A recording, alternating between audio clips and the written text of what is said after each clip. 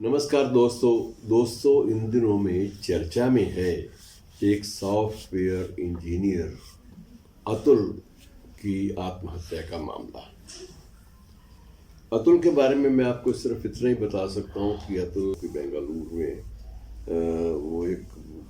Software engineer के रूप में कार्यरत था और उसे साल में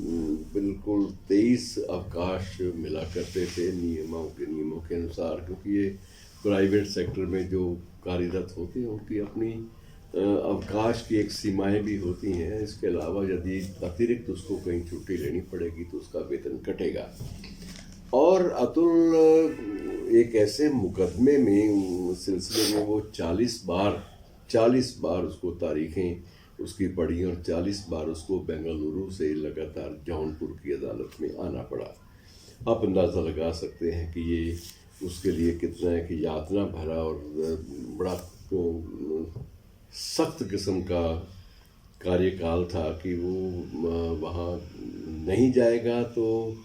एक पक्षीय रूप से अदालत निर्णय भी सुना सकती है, और जाएगा तो निश्चित रूप से उसे अपना वेतन कटवा के जाना पड़ेगा। और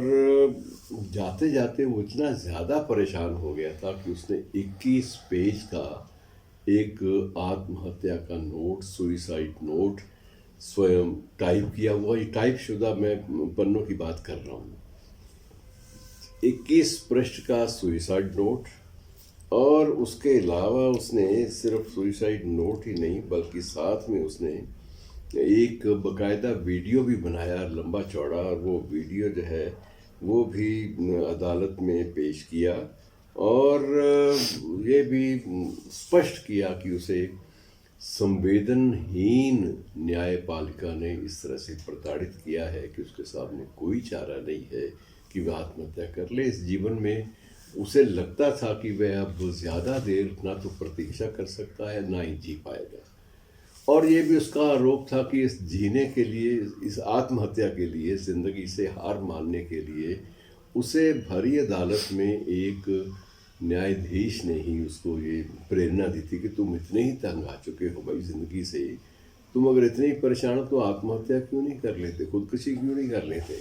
तो एक खुदकुशी के लिए उकसाने का भी एक प्रकार से आरोप उसने अपने बयान में, सुइसाइड नोट में और अपने वीडियो में बकायदा उस न्यायाधीश पर भी लगाया। और उसके बाद उसने इस बात पर भी आपत्ति की कि ये कहते हुए जिस कटाक्षपूर्ण व्यंग्यपूर्ण ढंग से उस न्यायाधीश ने तंज कसा और हंसते हुए तंज कसा, तो उसको और भी तकलीफ हुई कि कोई व्यक्ति किसी दूसरे की संवेदनशीलता या हालात का इस तरह से मजाक सार्वजनिक रूप से भी उड़ा सकता है। तो उसके सामने लगता यह है कि उसके सामने उसका कहना है कि मेरे सामने कोई उसका कहना था, अब था हो चुका है कि वो तो नहीं है इस दुनिया में। कि बिल्कुल अगर बात इस स्तर तक पहुंच गई हो तो वो कोई भी गलत निर्णय, भटकाव का शिकार होकर कोई भी ऐसा खतरनाक निर्णय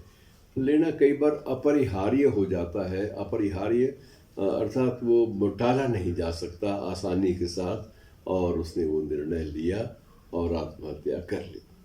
लेकिन इसके साथ ही जो उसका बयान है और जो वीडियो है वो कितने ही ढेरों सवाल छोड़ जाता है कि न्यायपालिका में आखिर क्या ऐसे प्रावधान हैं जिनके अंतर्गत तात्कालिक रूप से कोई निर्णय लिया नहीं जा सकता। 40 तारीखें एक सॉफ्टवेयर इंजीनियर के लिए डाल देना और उसके बाद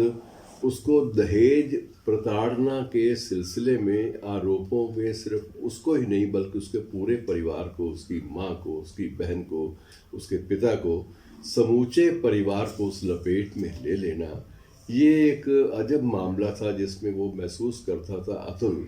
कि वह कुछ भी कर पाने में समर्थ नहीं हो पा रहा, अपनी स्थिति को समझाने में भी समर्थ नहीं हो पा रहा क्योंकि उसकी सुनवाई नहीं होती थी। अब इसी में थोड़ा सा एक कड़ी और जोड़ लीजिए, वो ये है कि अतुल ये भी उसका ये कहना भी था कि मुझे अपने कक्ष में बुलाकर एक न्यायाधीश ने ये भी पेशकश की, भाई सीधी सी बात ये है 5 लाख रुपया इसमें मुआवजे के तौर पर तुम अगर दे दो, तुम मुझे सौंप दो, मैं उसको सौंप दूं, तो ये मामला रफा दफा भी हो सकता है। तो वो एक प्रकार से उसे लगा कि ये एक रिश्वत है जो इस रूप में न्यायाधीश ने मांगी, और वो इतना ज़्यादा परेशान हो गया था कि ना तो उसके पास 5 लाख का बंदोबस्त था, ना ही छुट्टियां थी, ना ही कोई वैकल्पिक नौकरी थी, और सिवाय सामाजिक तिरस्कार के और भरी अदालत में तंज भरे वाक़ियों के उसे कुछ भी उसके उसका उसका हासिल कुछ भी नहीं था। तो ये मित्रों, अतुल की आत्महत्या ने समूचे देश में एक बहस छेड़ दी है कि न्यायपालिका को आखिर कुछ तो नियम बनाने पड़ेंगे। अब दहेज प्रताड़ना के मामले में दोनों तरह के मामले हैं, दोनों तरह के केस होते हैं। एक केस वो भी होता है कि जब दहेज प्रताड़ना के मामले में वाकई दोषी जो है वो बाकायदा अभियुक्त है, और उसने दहेज के लिए अपनी पत्नी को या पत्नी के परिवार को प्रताड़ित किया, उत्पीड़ित किया। ये बातें भी बहुत आती हैं। लेकिन बहुत सारे मामलों में ऐसे भी केसेस आए हैं, ऐसे भी मामले आए हैं जिनमें ये दहेज प्रताड़ना की आड़ में, इस संबंध में जो कानून है, इन कानूनों की आड़ में किसी भी व्यक्ति पर कोई आरोप लगाकर उसके बाद उसके खिलाफ एक प्रकार से अभियान चला देना, और अभियान के साथ साथ एक न्यायपालिका का जो त्वरित निर्णय आना चाहिए उसमें भी देरी लगाना, उसको खींचना, अनावश्यक रूप से गवाहों की बयानबाजी और अनावश्यक रूप से एक अलग स्थितियां पैदा कर देना, ये दोनों स्थितियां होती हैं। हर मामले में सच ये नहीं होता कि उसने प्रताड़ित नहीं किया, और सच ये भी नहीं होता कि उसने प्रताड़ित किया ही किया। लेकिन वस्तुस्थिति ये है कि ये कुछ भी सिद्ध होने में ही बरसों का समय लग जाता है, और जब बरसों का समय एक बात पे लगेगा तो निश्चित रूप से उसके जो परिणाम है, उसकी जो परिणति है, वो दुखद होगी। और इस बार अतुल उस सॉफ्टवेयर इंजीनियर, युवा सॉफ्टवेयर इंजीनियर की आत्महत्या से ढेरों सवाल उपजे हैं। शुक्रिया।